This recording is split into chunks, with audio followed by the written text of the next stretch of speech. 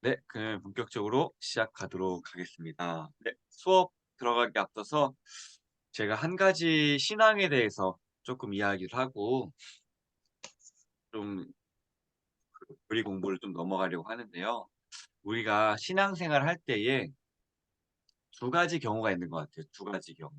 한 가지는 뭐냐면 내가 신앙생활을 해보니까 차라리 그 시간 하는 거에 그냥 신앙생활은 대충 하고 그 시간에 자기 계발하거나 아니면 그 시간에 돈을 버는 게 나았던 것 같아라고 하면서 현실적으로 빠지는 경우. 그리고 신앙생활 하면서 어떻게 빠지냐면은 정신적으로만 나는 그래도 하나님 나라에 거룩하게 살고 있어. 나는 현실은 어려운데 그냥 소위 정신승리라고 표현하죠. 나는 그래도 하나님의 자녀야.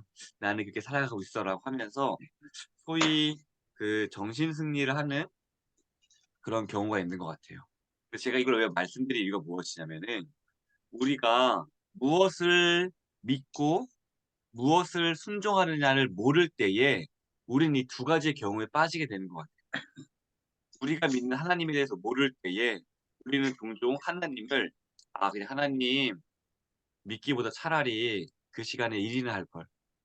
그냥 하나님 그냥 대충 교회만 다니고 하나님 깊게 알았을 때 얻어지는 기쁨을 몰랐을 때에는 그런 물질적인 것으로 바꾸거나 아니면 내가 현실은 많이 망가져 있는데 그냥 마음적으로는 심적으로는 '그래도 나는 하나님 붙들고 있지.'라고 하면서 소위 정신 승리를 한다거나 그렇게 실현하는 부작용들을 우리가 볼 수 있는데 우리가 이런 것들을 극복하기 위해서는 무엇이 필요하냐면 제대로 알고 제대로 순종해야 된다는 거예요. 우리가 무엇을 순종해야 되는지 제대로 알지 못하고 단순히 하나님만 우리가 따른다고 했을 때에 우리가 신앙생활하면서 자꾸 놓치게 되는 것들이 있는 거죠. 그냥 물질적인 것들로 바꿔 버리거나 아니면 열매 없는 데서 그냥 억지로 '나는 하나님의 자녀라고 우기면서 지금의 열매 없는 삶을 산다거나 그렇게 빠질 수 있기 때문에 우리는 무엇을 봐야 되냐면은 신앙생활은 분명히 기록된 하나님의 말씀을 순종하면서 얻어지는 예수님을 닮아가는 그 열매가 우리의 신앙의 목적이 되어야 되지 단순히 내가 머리로만 알아 가지고 '난 주님의 자녀야.' 하면서 정신 승리를 한다거나 아니면은 물질이나 찾을 걸 그냥 그 시간에 차라리 내가 낮잠이나 자라 그러면 할 걸 그렇게 열매 없는 삶으로 우리가 빠지지 않기 위해서는 다시 한번 말씀드리지만 핵심은 우리가 무엇을 믿고 있는지 그리고 그 순종의 결과가 무엇으로 나타나는지 우리 분명히 알고 있어야 된다라는 거예요. 우리가 열매를 모를 때에 우리 열매를 다른 것으로 찾게 된다. 그건 굉장히 위험하다. 때문에 우리가 무엇을 믿는지 우리가 순종했을 때에 어떠한 열매를 맺는지 이거 분명히 알고 있어야 됩니다. 우리가 맺어야 될 열매는 무엇이냐면은 물질적인 거나 내 마음의 뿌듯함을 얻는 게 아니라 우리의 삶과 우리의 모습들이 예수님을 닮아가는 데 우리의 열매가 있는 거예요. 이게 가장 중요한 겁니다. 우리가 이 교리를 공부한 이유는 무엇이냐면은 하나님께서는 이 공부한 것들을 통하여서 하나님의 자녀됨의 모습을 우리에게 제시해 주는 거고요. 우리가 그것을 순종했을 때 우리에게 얻어지는 열매는 물론 건강과 부와 자녀가 잘됨 그런 것도 있겠지만 그런 것들은 부수적인 것이고 핵심적인 것은 예수님을 닮아가는 우리의 성품이 열매다. 이걸 우리가 분명히 알고 있어요. 하나님께서 우리에게 주신 약속은 "너를 부자가 될 거야. 너 건강케 할 거야. 너 이 세상에서 무언가를 얻게 하게 할 거야." 그것도 있겠지만 가장 중요한 열매의 핵심은 우리가 하나님의 이 말씀을 분명히 알고 순종함으로 말미암아 예수님을 닮아가는 모습으로 우리가 바뀌게 된다는 이게 굉장히 중요합니다. 내가 당장에 물질이 없을지라도 내가 당장에 뭐 얻어지는 마음의 뿌듯함이 없을지라도 가장 핵심은 예수님을 닮아가고 있는가. 내가 아무리 가족들로 무시당하고 내가 사회적으로 뭐 없는 것 같고 그럴지라도 그 안에 예수님을 닮아가고자 하는 그 모습 그 열매가 있다면요. 그건 하나님 앞에서 올바른 신앙인 거예요.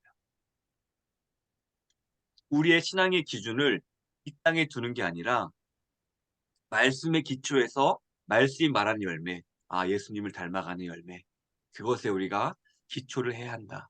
그리고 예수님을 닮아가는 열매를 맺었을 때는요, 우리는 이렇게 생각하는 경향이 있어요.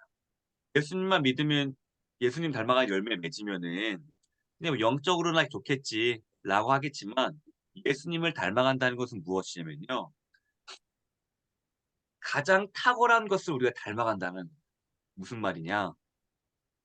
인간이 갖고 있는 성품 중에서 오래 참음, 지식, 그리고 사랑, 따뜻함, 그 모든 것들을 가장 많이 그것을 하면은 10점 만점으로 표현하면은 그 모든 것을 10점을 가진 사람이 누구실까요?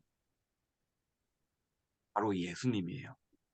예수님을 닮아간다는 것은 내가 내 일에 탁월해진다는 거고 내 부모의 역할에 탁월해진다는 거고 예수님을 닮아간다는 것은 내 받은 직분에 있어서 권사의 직분에 가장 내가 탁월해진다는 거고 집사의 직분에 탁월해지고 내 일하는 것에 탁월해지고 그런 것들 다 포함하는 게 바로 예수님을 닮아가는 예수님을 닮아가는 것은 곧 우리의 현실에도 바로 영향을 끼치는 것이다 라고 우리가 알면 좋을 것 같아요.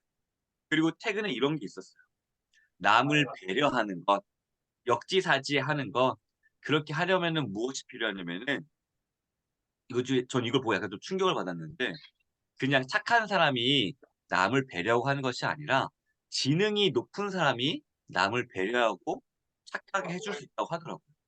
왜 그러냐면은 내가 지능이 낮을 때는 당장에 내가 나만 급한 거예요. 하지만 지능이 높은 그 사람들은 예를 들어서 부모 같은 경우는 아 어른 같은 경우는 '내가 먼저 양보하지 않으면은 이 질서가 어지러지겠구나.'라는 큰 그림을 생각할 수 있으면서 자신을 양보하게 된다는 거예요.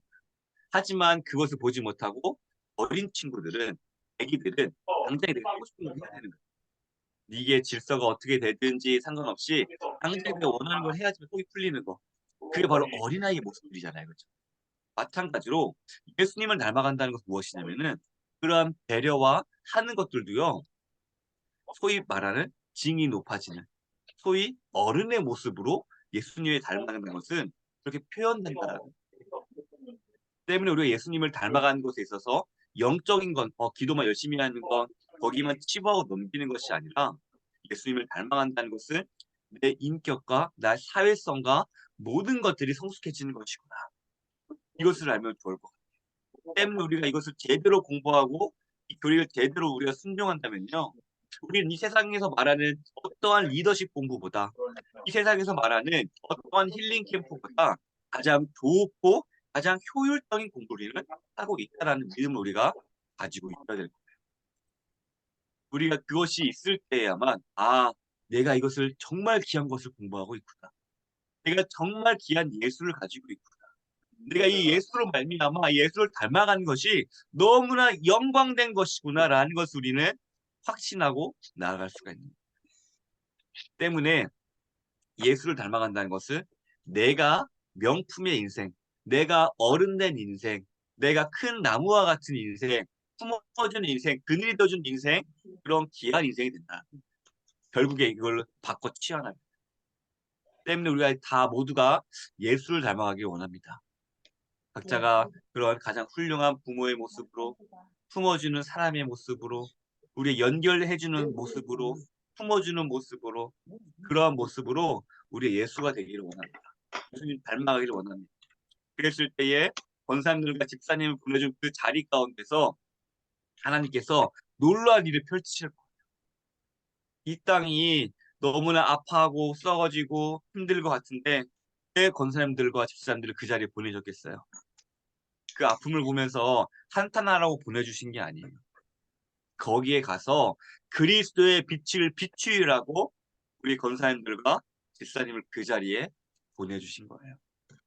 주변을 보면서 똑같이 덜망하라고 그 자리에 보내주신 게 아니라 내 사랑하는 딸아 내가 그 자리에 가서 그 어둠 가운데서 그리스도의 빛을 비추어 주어라. 그 믿음이 우리가 있기를 원합니다. 때문에 우리가 바라보는 지점을 잘 그려야 돼요. 아, 이걸 공부해서 해야지. 그러니까 우리가 예수님 닮아간다는 이것을 마음에 갖고 있어요. 예수님 닮아간다는 것의 의미를 다시 한번 되새길 수 있어요. 그랬을 때에 아, 우리가 올바른 길로 가고 있다는 것을 알 수 있는 거예요. 본되지 아니할지라도 남들에게 내세움도 없습니다 할지라도 하나님께서 말씀하시고 예수님 닮아간다는 그것에 대한 우리가 확실한 기준이 있을 때 흔들리지 않고 나갈 수 있다.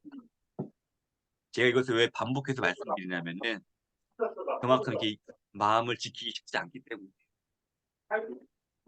그만큼 우리가 다른 것들로 내 신앙을 확인하고 싶어요. 예수님 닮아가는 것보다. 저 옆집은 예수님 믿어가지고 빚도 해결되고 저기는 뭐 병도 낫다고 하는데 주님 내 인생은 뭔가요? 우리의 인생은요. 우리의 신앙은 물론 그것들로 이해될 수 있겠지만 더 큰 거 말씀드렸죠. 예수님 닮아가는 이것을 놓치게 되면 우리는 많은 것들을 놓치게 될 거예요. 이것을 절대 놓쳐서 안 됩니다. 이것을 붙들고 갈 수 있는 저여러분 되기를 진심으로 소원합니다. 보면은 빨리 이제 시간 제가 앞에 손으로 잡아먹었으니까 빨리 넘어갈 건데 복습을 해볼게요. 복습 76쪽 76쪽 복습 지난주 복습할 겁니다. 76쪽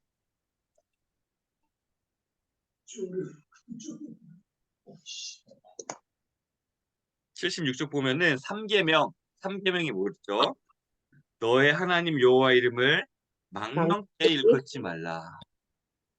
우리가 생각했을 때 망령되이 일컫지 말라라고 했을 때에 그냥 하나님, 뭐 하나님 바보 뭐 이런 식으로만 하는 것이 아니라 망령되이 일컫지 않는다는 것은 무엇이었냐면은 이게 보이죠? 첫 번째 하나님 이름을 욕되게 하지 않는 것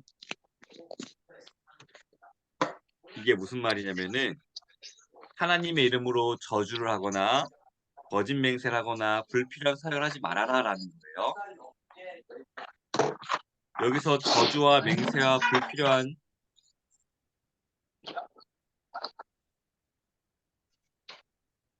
네, 잠깐 잠깐 그 뭐 외부적인 소리가 들리는 것 같아가지고 네, 누가 주변에 TV를 끼신 것 같아가지고 네네 잠깐 계속 하겠습니다. 이게 불필요한 맹세와 서약을 하지 말라는 건 무엇이냐면은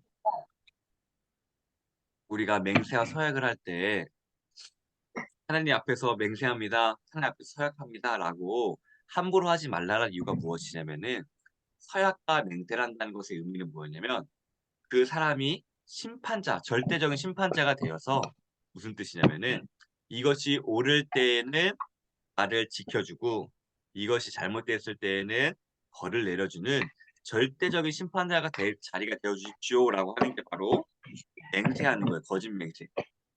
맹세의 의미인 거예요. 근데 거기에 하나님만이 그 유일하게 심판할 수 있는 분이라고 저희가 공부를 했었는데 그 심판자 하나님을 아무렇게나 끌어들여가지고 내가 뭐 왼손으로 먹을지 오른손으로 밥 먹을지 하나님 맹세합니다 이런 식으로 그 위대한 하나님을 망령되이 내 친구 부르듯이 하지 말라라는 것이 그런 얘기고 욕되게 하지 말라는 것이 이게 포함되어 있는 거고요. 두 번째 이게 굉장히 우리가 더 확장시켜서 알아야 되는 게 뭐냐면 불의한 죄에 참여하지 않는 거예요. 또 쉽게 말하면 무슨 말이냐면 친구들이 A라는 친구를 왕따시켜요. 그럼 나도 침묵함으로써 그 왕따에 동조하지 말라라는 그 똑같이 침묵하는 건데 그 왕따시키는 것에 내가 포함하고 있는 것이다.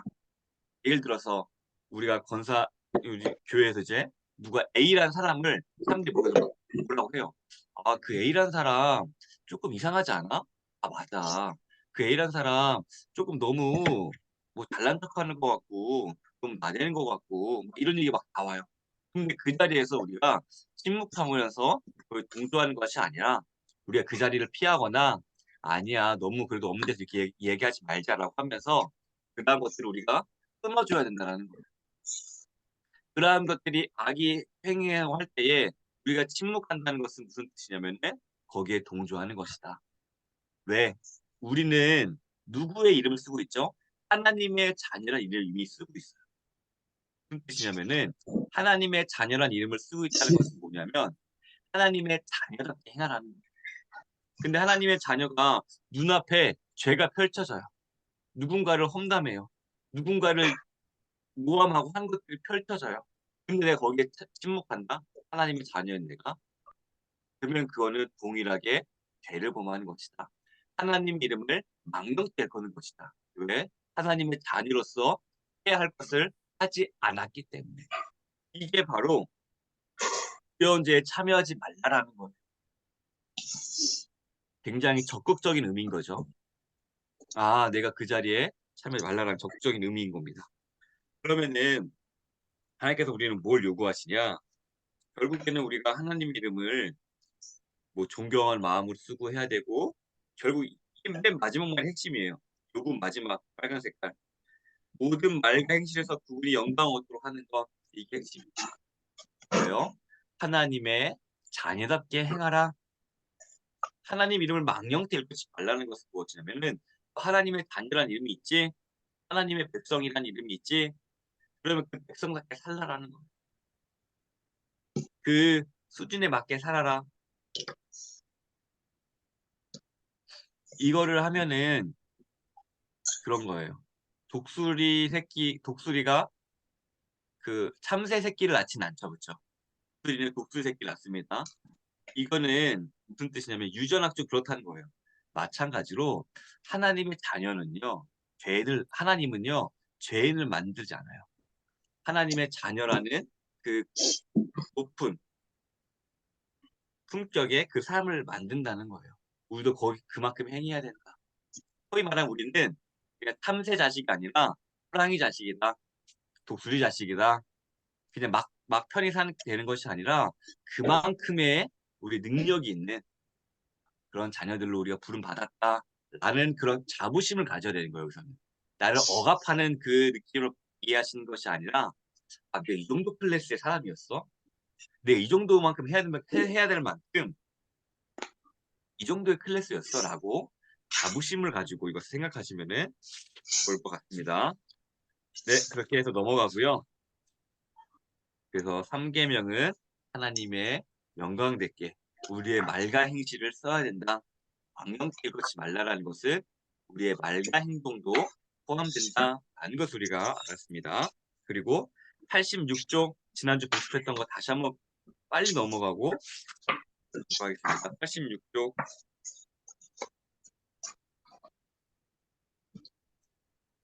네, 86쪽 우리가 동그라미 쳤던 게 뭐가 있었냐면은 첫째, 하나님께서는 말씀 봉사 동그라미 돼 있죠. 그쵸? 네. 네, 그쵸? 말씀 봉사 그리고 봉사를 위한 교육 동그라미 돼 있는 거 다시 한번 밑줄을 쳐볼게요.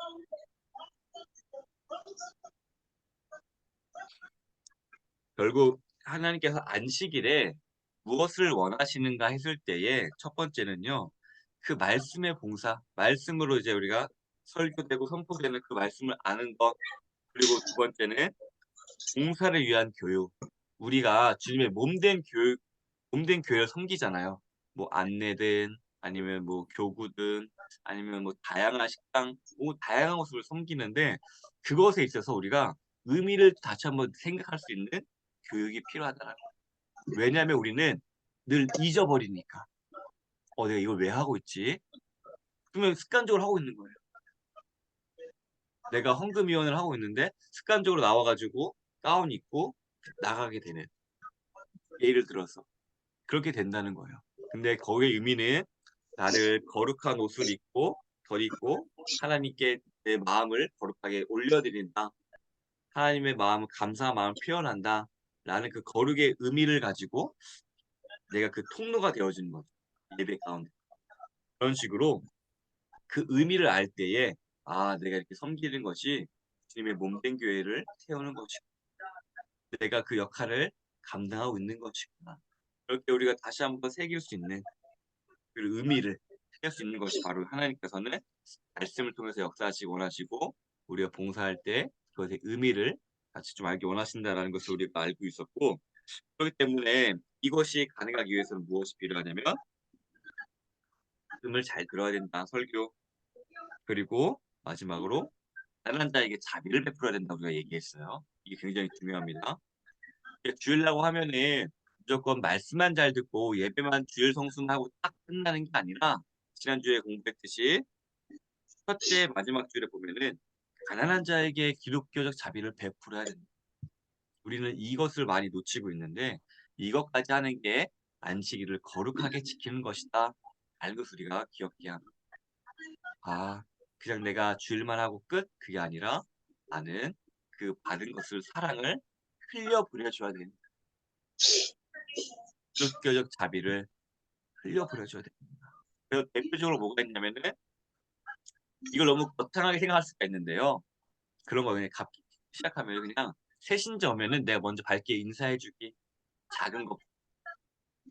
내가 뭐 맛있는 게 있으면은 국수 식당 먹을 때 이거 나눠주기.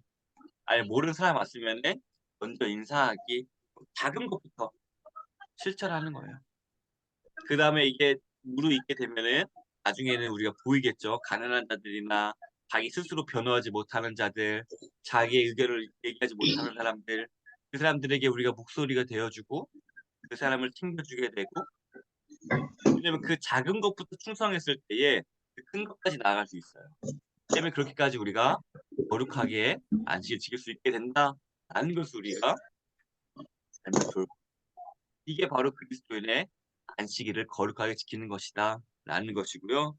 그리고 결국 두 번째 이것을 통하여서 우리가 하나님께서 큰 그림을 그려주셨는데 뭐냐면 둘째 나의 일생 동안 악한 일을 버리고 하나님께서 원하시는 일을 하게 되는 그것을 둘째가 나와 있는 거예요. 그 포인트.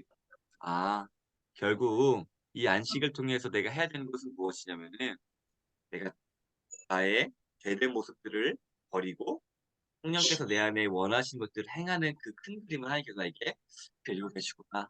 그걸 안식일 하길 원하시는구나. 왜요? 일상에는 내가 너무나 빡빡하기 때문에 그것을 할 수가 여력이 안 되는 거예요. 왜냐면은 일도 해야 되지, 뭐뭐도 해야 되지, 이거 챙겨야 되지 하면서 빡빡한. 근데 거룩하게 안식을 지키는 것은 무엇이냐면은 내 존재의 이유를 다시 한번 생각하게 되는 거예요. 아, 맞아. 나는 이 땅에 살고 있지만 궁극적으로는 악한 일을 버리고 말씀을 통해서 공부하잖아요, 우리가. 이것은 악한 것이고 그다음에 선한 것으로 나아가야 됩니다. 배우니까 악한 것은 버리고 그리스도로 옷 입는 하나님께서 말씀하신 거 서로 사랑하라. 내 혀를 함부로 쓰지 말아라. 그런 것들을 순종하게 되는 것을 하나님께서 원하신다는 거죠. 그래서 그 안식일이 그걸 연습하는 거예요. 아, 과거의 내 모습 버리고 하나님 순종하는 거 연습하고. 그게 우리가 안식일을 거룩하게 지키는 것의 큰 그 역할이다. 둘째. 때문에 우리가 안식일에 있어서 그냥 주일 성수하고 내 하고 싶은 거 하는 날 그것이 아니라 이 안식일을 생각하면서 하나님께서 나를 통하여서 나를 이 땅에 보내주신 악한 것을 버리고 선한 것을 행하는 그날이 안식일이구나. 내가 그렇게 살아가야지. 가난한 자를 도와야지. 그렇게 우리가 안식일을 거룩하게 지킬 수 있는 저 여러분들에게 진심으로 소원합니다. 안식일을 지킨다는 의미는 이겁니다. 때문에 안식일을 거룩하게 지켜서 내가 뭐 무슨 복을 받고 뭐가 되고 뭐뭐 되고 그리고 소위 아 안식일 안 지키더니 뭐 별로 이상도 없던데 걔는 지킨 것 같아. 차라리 그날에 뭐 가족들이랑 여행이나 갈 걸 그렇게 우리가 생각할 수 있지만 그런 것들을 물리칠 수 있는 게 뭐예요? 이게 진짜 하길 원하시는 게 뭐냐? 이걸 알아야 되는 거예요. 안식을 통해서 여러분들에게 나에게 뭐 어떤 좋은 추억 가지라고 안식을 주신 게 아닙니다. 안식을 주신 이유가 뭐예요? 일생 동안 너가 악한 거 버리고 말씀에 순종하는 것을 해야 된다. 이 열매 맺기 위해서 안식을 지켜야 되는 거예요. 하나님께서 나 해외여행 가라고 안식일을 하게 하는 게 아니라 뭐 돈 많게 하고 뭐 치유하기 위해서 인간관계 쌓으라고 안식일 하라는 게 아니라 이 열매 보라고. 악한 일을 버리고 선한 일 행하는 그 열매. 하나님의 말씀대로 사는 그 열매 먹으라. 이것을 우리가 확실히 알고 순종해야지 안식을 지킬 때에 주변의 유혹에 우리가 무너지지 않아요. 저기는 빼고 해외여행 가서 좋게 놀고 왔대. 나도 놀고 싶죠. 저기는 안식일을 했는데 뭐가 복을 받았대. 나도 복 받고 싶죠.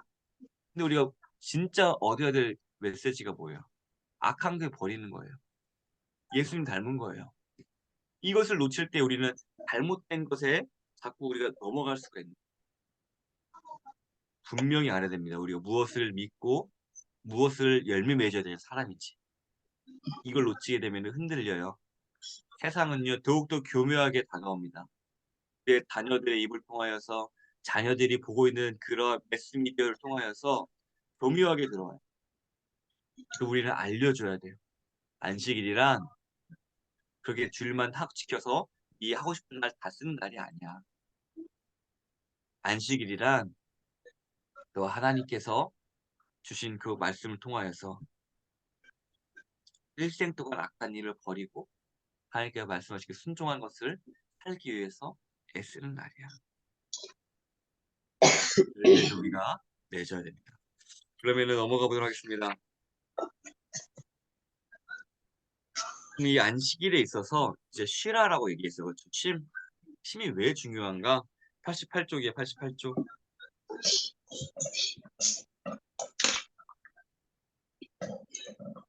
안식일은 굉장히 큰 의미를 갖고 있습니다. 결국에는 뭐 하나님의 뜻대로 하는 것이 의미도 있지만 결국에 안식일은 굉장히 큰 의미의 부분이 있기 때문에 하나하나씩 바라볼 거예요. 88쪽에 보면은 쉼 동그라미 이렇게 가장 굵은 곳이 쉼. 그리고 나서 이제 세 번째 단락의 첫 번째 줄, 세 번째 단락의 첫 번째 줄 밑줄 그을 거예요. 노동에 대해서 다시 생각해야 합니다. 간단히 말해 인간은 기계가 아닙니다. 인간은 쉬어야 합니다. 밑줄.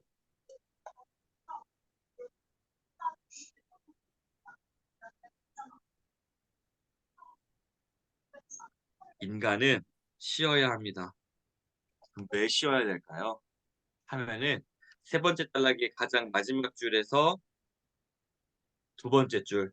결코 따라야 될 몸이 아니라 나와 있죠. 결코 밑줄. 결코 따라야 될 모범이 아니라 하나님의 법을 깨뜨리는 심각한 범죄라는 것을 기억해야겠습니다. 그 말이에요. 하나님께서 쉬라고 했으니까 쉬는 거예요. 굉장히 간단한 겁니다. 뭐 노동 능률이 오르네, 뭐뭐 해야 되네, 그것도 너무나 중요하지만 누가 쉬라고 했냐면은 우리의 절대 기준 대신 하나님께서 쉬라고 하셨어요. 이게 가장 우리가 봐야 될 그것입니다. 인간은 기계가 아니라 하나님께서 창조하셨기 때문에 하나님께서 쉬라고 하신 거예요. 우리를 만드신 분이 누구죠? 하나님이에요. 우리를 누가 가장 잘 아실까요? 하나님이에요. 우리에게 어떻게 가장 좋은 길을 주님께서 어떻게 말씀하셨어요? 그걸 누가 아실까요? 하나님이에요. 하나님이 쉬라고 얘기했어요. 그러면 누구를 위한 것일까요, 이것은? 바로 나를 위한 것. 나를 위한, 우리를 위한 것. 이것 우리는 기억해야 합니다. 그러면 우리가 쉼으로써 어떤 열매를 맺어야 되느냐? 89쪽에 주께서 하신 일을 보라 동그라미 큰 글씨가 있죠. 네.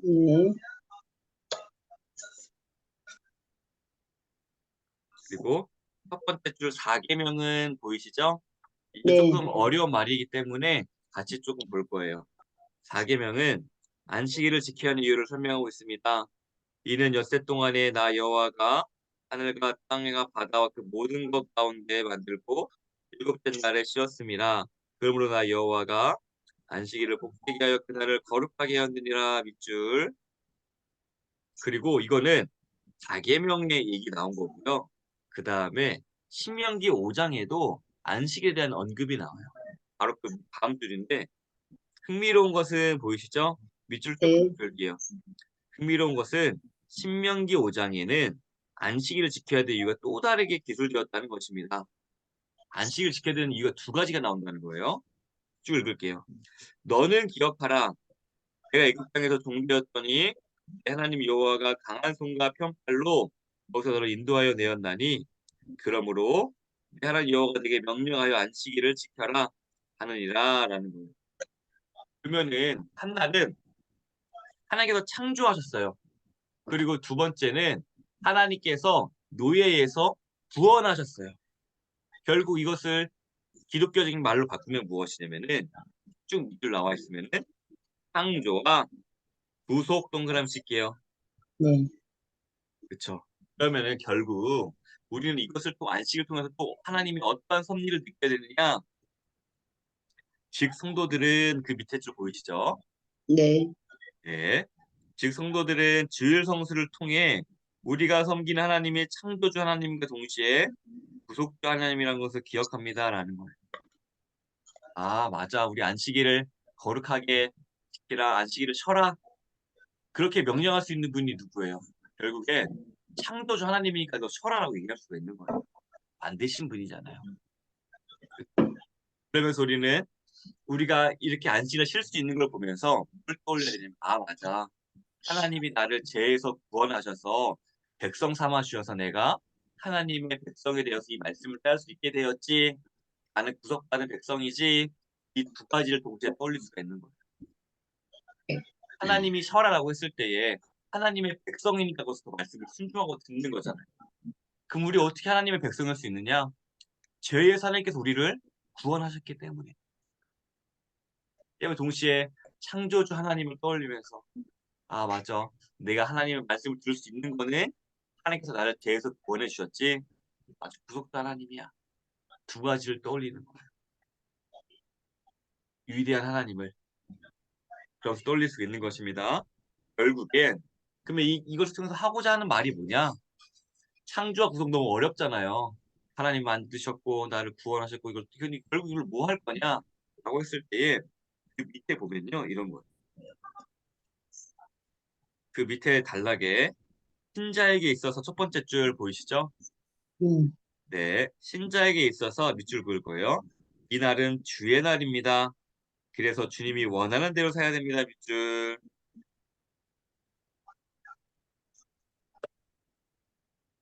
주일, 주의 날. 내가 원하는 대로 사는 삶이 아니라 하나님께서 원하는 대로 삶은 삶. 결국 뭐예요? 악한 것을 버리고 선한 것을 살려고 하는 게 바로 우리가 하나님께서 4계명에서 원하시는 거라고 우리가 같이 공부했잖아요. 86쪽에. 이게 누가 원하는 거죠? 하나님께서 원하시는 거예요. 그러면 왜 그걸 원하시죠? 이게 생명의 길이기 때문에. 이렇게 행하지 않으면은 죽음이 있기 때문이에요. 그렇죠? 마찬가지로 우리가 주의 날에 주님을 위해 날은 결국 무슨 날이냐면 내가 천국 가기 위해서 준비하는 날이라는 거예요. 거룩한 신부로. 결국에는 이것을 더 길게 끌고 영혼의 차원으로 끌고 가보면은 아, 맞아. 하나님께서 원하시는 거지. 하나님께서 원하시는 건 뭐야?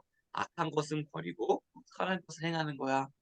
그러면은 그것을 행했을 때에 주님께서 원하시는 거고 주님께서 그렇게 행하라고 하신 이유는 뭐냐면 그 길이 생명의 길이기 때문이야. 그 생명의 길은 결국 뭐야? 내 주님께서 다시 오실 때에 내가 거룩한 신부로 준비되는 거지. 여기까지 펼쳐지는 거예요. 안식일이라는 게 의미가.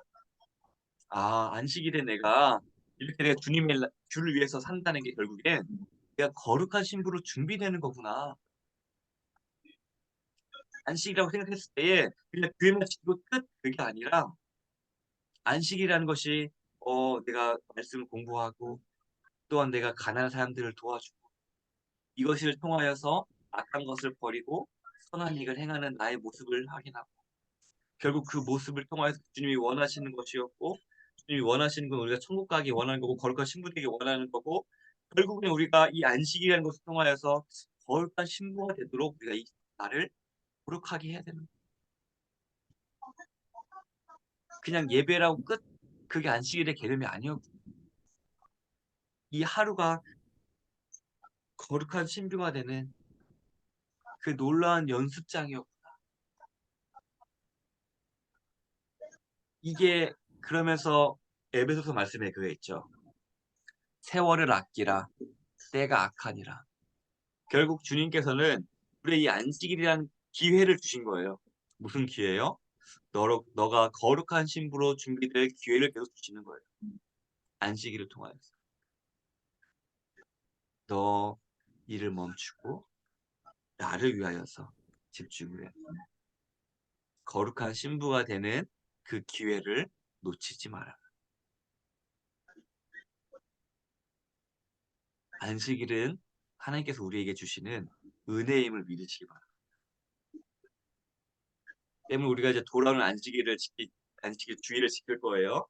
그 주의를 대할 때에 우리의 마음가짐이 바뀌어야 될 거예요. 아, 맞아. 이날 내가 교회하고 뜻하고 내가 하고 싶은 대로 하는 삶이 아니라 내가 거룩한 신부로 하나님 앞에 준비되는 날. 준비되는 날이었군요.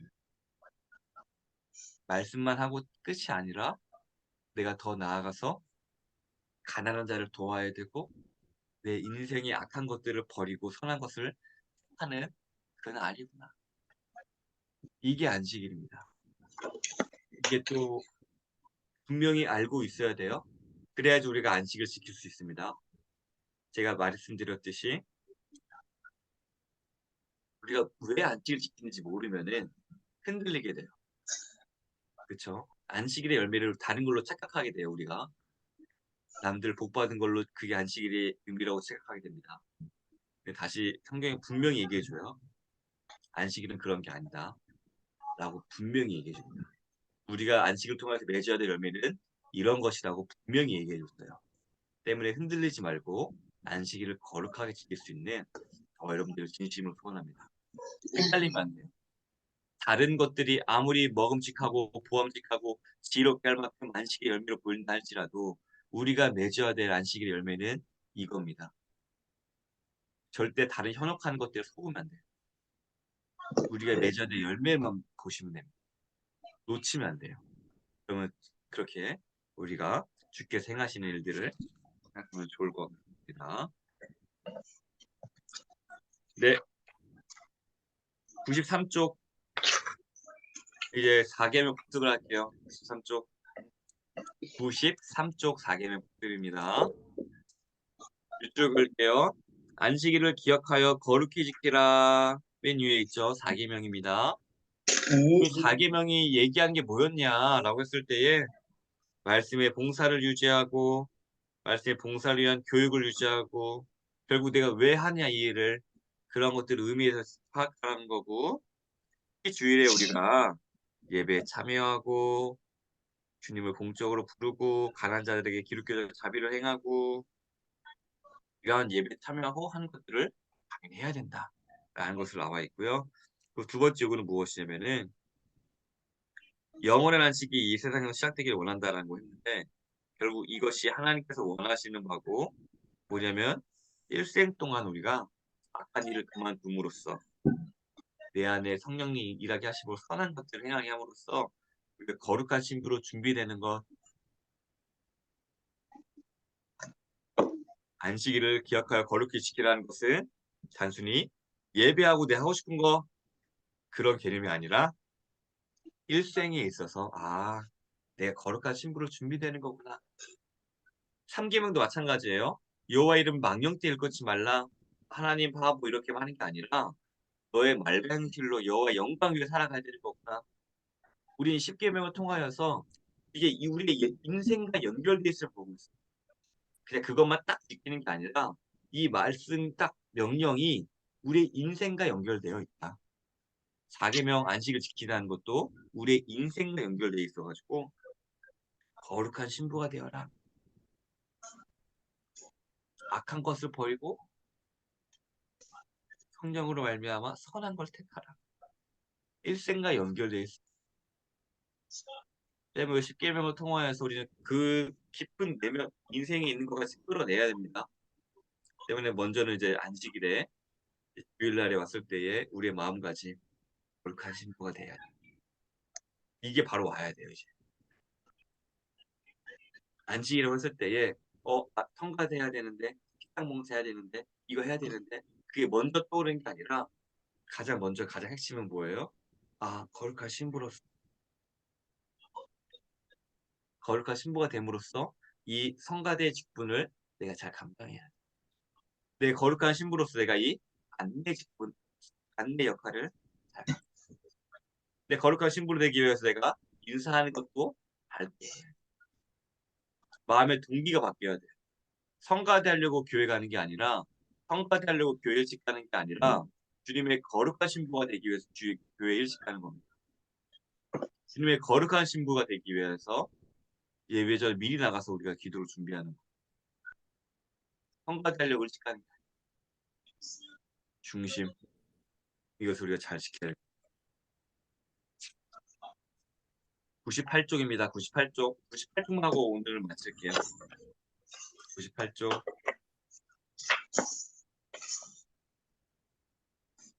8쪽은 이제 드디어 뭐냐면 오케이. 98쪽 96쪽부터 볼게요. 96쪽.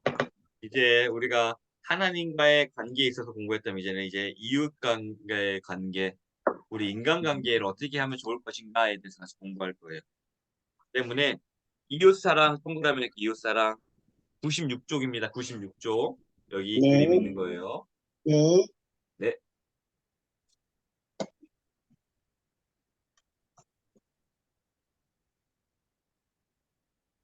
그리고 두 번째 단락에 밑에서 두 번째 줄. 하나님의 법을 사랑하지 않고서 보이시나요? 네, 네, 밑줄 그을 거예요. 하나님의 법을 사랑하지 않고서는 참된 신자가 될 수 없으며 참된 사회생활도 할 수 없습니다. 뭐예요? 우리가 하나님께서 알려주신 법을 사랑하지 않고 따르지 않으면 참된 신자와 참된 사회생활도 할 수 없다. 이게 무슨 말일까요? 참된 신자와 참된 사회생활, 참된 내가 부모의 모습, 참된 내가 어떠한 모습은 누가 가장 잘 알고 있다고 했죠? 하나님, 예수님.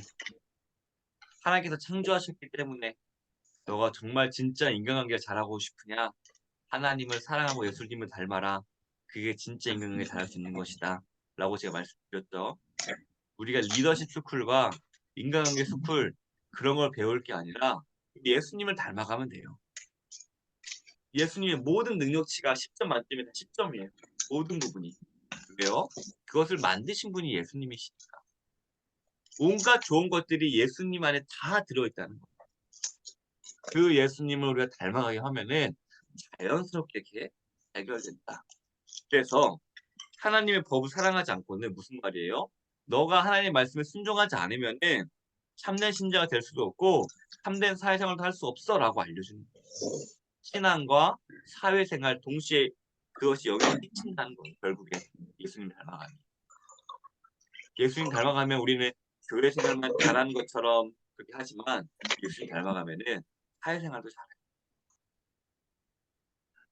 모든 좋은 것들이 예수님만이기 때문에 똑같이 적용돼요. 교회 안에서나 교회 밖에서나 같이 좋은 것들이 영향력이 미치는 거예요. 그래서 이것이 포인트입니다. 예수님 잘 믿으면은 사회생활도 잘 수 있게. 왜요? 내 안에 탁월함과 배려와 관용과 오래 참음과 또 사람을 대하는 그 모습과 그리고 가장 잘하시는 분이 누구예요? 예수님 닮아갑니다. 말씀 순종하면 그게 바뀌게 돼요. 왜요? 기준이 생기니까. 그 기준대로만 행하면 되는 거예요. 근데 기준이 없을 때 우리는 왔다 갔다 하면서 무너지는 모습들이 보이죠. 그래서 그 핵심의 포인트가 뭐냐? 그 가장 밑에 줄 밑에 보면은 바로 내 이웃을 내 몸과 같이 사랑하라 밑줄 96쪽이에요. 96쪽. 이 말씀을 우리가 잘 지켜야 될 거예요. 내 이웃을 내 몸과 같이. 그러려면 내 몸도 사랑하는 사람이 되어야 됩니다. 이것도 중요한 거예요. 이 말씀이 알려주는 게 포인트예요. 그런 경우가 있어요. 나를 너무 경시하고 남만 생각하는 그거 옳은 모습 아닙니다. 나도 사랑하는 해야 되는 존재예요. 왜요? 나를 위해서 누가 죽으셨죠? 예수님. 예수님이 죽으셨어요. 나도 마땅히 그렇게 존중해야 되고 사랑받을 존재라는 걸 알아야 돼요. 그게 없으면은 내가 남들에게 하는 사랑도 그것도 왜곡되게 돼요. 너는 이걸 받을 만한 가치가 있어. 하지만 난 아니야. 절대 아닙니다. 나도 가치 있어요. 이걸 먼저 알고 있어야 돼요. 옛날 부모님들은 자신의 그런 가치 갖고 모든 것들을 자녀들과 남편에게 몰아주면서 그렇게 희생하는 그런 모습이 있었는데 옳은 게 아닙니다. 나, 나도 나를 위해서 예수님이 죽으셨어요. 나를 위해서. 나도 존중받아야 돼. 나도 존중받는 사람인 걸 알아야지만 우리가 상대방을 대할 때도 제대로 존중할 수 있어요. 나도 제대로 된 관계를 맺을 수가 있어. 동등한 관계로 맺어야지 내가 무조건 나는 이런 존재가 아니니까 하게 되면은 그걸 보고 자녀들이 보고 왜곡된 모습을 또 위험한 겁니다. 때문에 중요한 거 나도 나처럼 내 이웃을 사랑하라고 하니까 나도 하나님께 날 위해서 죽으셨다. 존중받아 마땅한 존재. 이것을 사회에서 뭐라고 표현하는지 아세요? 자존감이라고 표현하더라고요. 심리적으로는 자존감이라고 표현하더라고요. 성경은요, 내 이웃을 내 몸과 같이 사랑하라 그래요. 사랑하라. 자신 사랑하셔야 됩니다. 사랑하셔야 돼요. 그래서 다들 너무나 사랑받기 합당한 존재고 때문에 권사님들, 지사님들 자신을 더 사랑하시길 바랍니다. 뭐가 들어가겠습니다. 98쪽 보면은 제가 질문 있고 답은 같이 읽을게요. 제가 먼저 질문 읽을게요. 제5계명에서 하나님께서 원하시는 것은 무엇입니까? 답 같이 읽을게요. 시작. 나의 나의 부모님 그리고 그리고 내 내 위에 위에 있는 있는 모든 모든 권위에 권위에 모든 공경과 사랑과 사랑과 신실함을 나타내고 나타내고 그들의 그들의 모든 모든 좋은 좋은 가르침과 가르침과 징계에 징계에 대해 대해 합당한 합당한 순종을 순종을 하며 하며 또한 그들의 그들의 약점과 약점과 부족에 위해서는 대해서는 인내해야 합니다. 왜냐하면 왜냐하면 그들의 손을 손을 통해 통해 우리를 우리의 다스리는 것이 다스리는 것이 하나님의 하나님의 뜻이기 뜻이기 때문입니다. 때문입니다. 5계명, 5계명이 원하는 게 뭘까라고 했을 때 뭐냐면 부모만 얘기하고 있는데 여기서는 나의 부모님뿐만 아니라 내 위에 있는 모든 사람이라고 범위를 확장시켰어요. 이거 우리는 포인트를 잘 봐야 됩니다. 내 혈육만 하는 게 아니라 내 위에 있는 나이 많은 사람, 권위 있는 사람, 뭐 나보다 직급이 높은 사람, 그런 사람 모든 권위에 있어서 뭐라고 하냐면은 합당한 순종한 기본이다. 여기 보면 합당한 순종 보이죠? 네, 하나, 둘, 셋, 넷, 다섯 번 합당한 순종 동그라미. 그리고 그들의 약점과 부족함이 있어서는 인내 동그라미. 그럼 왜 우리가 합당한 순종을 해야 되고 인내를 해야 되느냐? 그들의 약점과 그런 거 있어서 밑줄 왜냐하면 밑줄 별표 밑줄 왜냐하면 그들의 손을 통해 우리를 다스리는 것이 하나님의 뜻이기 때문입니다. 이게 굉장히 중요합니다.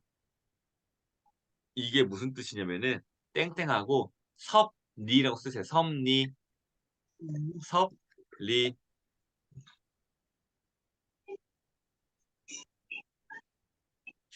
하나님은 모든 것을 아시는 분이시죠. 하나님은 모든 것을 계획하신 분이시죠. 하나님 우리에게 가장 좋은 것을 주시는 분이시죠. 그러면 그런 하나님께서 우리에게 이런 윗사람을 허락하셨어요. 그럼 우리는 하나님께서 이런 사람들을 통하여서 내 가장 좋은 길을 주려 하시는구나. 그렇게 똑같이 되는 거예요. 하나님께서 계획하심을 믿는 거예요. 우리는 저 사람을 믿는 게 아니라 이것을 이런 사람들을 만나게 하신 하나님을 믿는 거예요. 때문에 밑줄 하나님을 다스리는 거죠. 하나님의 뜻이기 때문에 이게 포인트예요. 때문에 우리는 하나님의 뜻을 믿기 때문에 이 사람에 있어서는 그냥 공경과 그러한 모습들을 통하여서 합당한 순종을 하고 그리고 그들의 약점에 있어서는 인내를 하는 기본적인 태도를 가져라라고 말씀하고 있는 거예요. 하나님을 신뢰하니까. 우리는 윗사람이 대단해서 합당한 순종하는 게 아닙니다. 윗사람이 너무나 사랑스러워서 인내하는 게 아니에요. 뭘 보는 거예요? 하나님의 뜻. 우리는 그 과정 가운데서도 하나님의 뜻을 볼 수 있는 그런 영적 통찰력이라고 표현하면 좀 그렇지만 그 눈이 있어야 돼요. 하나님께서 하셨구나. 하나님께서 그 자리에 모이게 하셨구나. 그러면서 합당한 순종과 인내를 해야 된다라는 거예요. 때문에 우리는 그것을 기억해야 되고 그리고 이제 우리가 윗사람에 대해서 이제 가장 갈등이 생기는 게 뭐냐면 이 사람이 연약함을 언제까지 참아야 되나요? 이 사람의 잘못을 언제까지 참아야 되나요? 윗사람의 잘못. 이것에 대한 약간 고민들이 있을 거예요. 이렇게까지 하는데 이 사람에게 순종해야 되나요? 아니, 이런 부모한테 순종을 해야 되나요? 이런 직장 상사한테 내가 순종을 참아야 되나요? 그러한 적정한 선이 어디 있는가라고 했을 때에 102쪽 볼게요. 102쪽.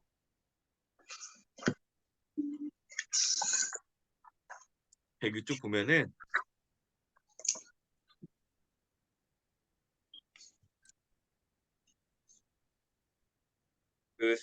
그 맨 밑에서 보라색 글씨 있죠? 보라색 박스 네. 안에. 보라색 박스 안에 두 번째 달라 볼게요. 요리 문답은 보이시죠? 네. 네, 쭉 밑줄을 볼 거예요. 요리 문답은 기본적으로 우리에게 인내하라고 가르칩니다. 하나님께서 훌륭한 상사를 주신 것은 국종애도를 우리에게 가르치기 위한 것이고 연약한 상사를 주신 것은 인내를 가르치기 위한 것입니다. 결국 하나님께서는 그 상사를 통하여서 나에게 뭘 가르치신다? 복종의 도 그리고 인내. 근데 복종의 도와 인내를 알기는 너무 도가 지나치는 것 같아요. 그러면 그걸 어떻게 되느냐? 세 번째 달라 밑줄 그을게요. 그러나 한편으로는 그냥 참거나 동조하지 말고 단호히 거부해야 될 때가 있습니다. 거부할 때 있다라는 거예요. 뭐냐? 상사가 분명한 죄를 짓거나 방조하거나 악한 명령을 내릴 때 우리는 거부할 수 있다라는 거예요. 뭐예요? 죄를 방조하는 것, 악한 명령, 이 세 가지에 있어서 우리가 상사의 윗어른에 있어서 거절할 수가 있다라고 하면서 쭉 밑줄을 그을 거예요. 연약함과 부족함이 죄와 동일한 의미는 아닙니다. 이게 핵심이에요. 죄와 동일하지 않다라는 거, 연약함과 부족함이. 쭉 밑줄.